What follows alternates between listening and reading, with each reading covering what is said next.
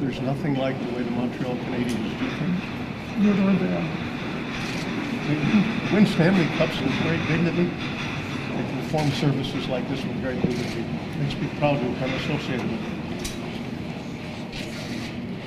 Well, how did you just tell us how you felt once you resonated?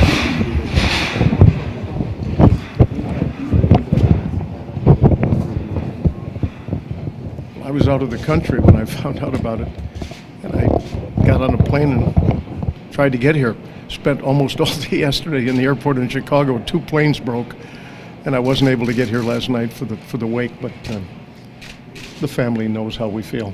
Mrs. Gillett and I and Foster are enormously appreciative that Jean Beliveau and Elise were our mentors, and it meant something very special to our family, and I know he meant something special to all of the Canadiens fans around the world. What a gentleman. When you say mentor, Mr. Gillett, what specifically about Mr. Beliveau made that impact on your life personally? I've only met 2 people in my life who had more, I'm sorry. I've only met 2 people in my life who had more dignity, more class, and he was one of them. Not once in all the years that he had helped our family, I never heard him talk about his own successes and the brilliance of his own career. He always wanted to help us. When you asked him specific questions, he would answer them, but he never volunteered. He was the most humble, magnificent man. In sports,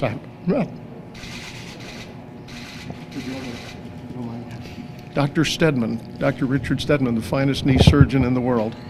In fact, I'll tell you, Dr. Stedman and Jean Beliveau, we were at Christmas Eve, we always spent, Dr. Stedman was our next door, or is our next door neighbor in Vail, Colorado, where we live.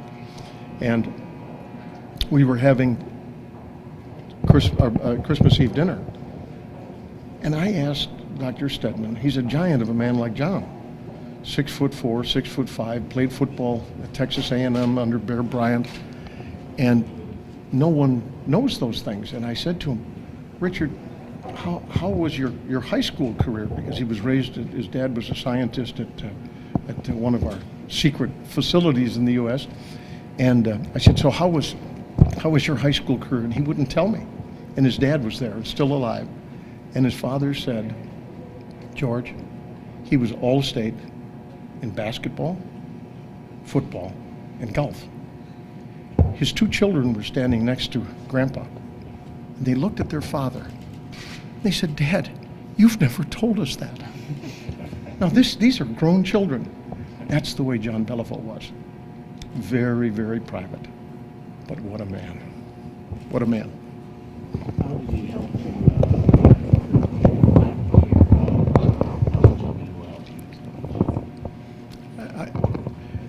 Look, we're blessed to have the Molson family own the team. They owned them before, and they own them now. I'm not here to talk about that kind of thing. You can imagine. He was so quiet and so private. We made a lot of mistakes, and he helped us out. You know, I still don't speak French. I have dyslexia, and so I have trouble learning a foreign language.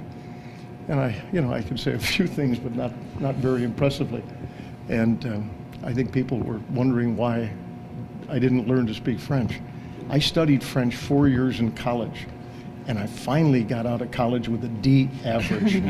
I was not a very good student. So it was like Chinese to you. That's where I was. Thank you all. May I, let me just, I don't want, this is not about me, this is about Jean Beliveau. I want to thank all of you and for the support you gave our family and you give the Canadiens today and have for many years. And the Gillett family says thank you.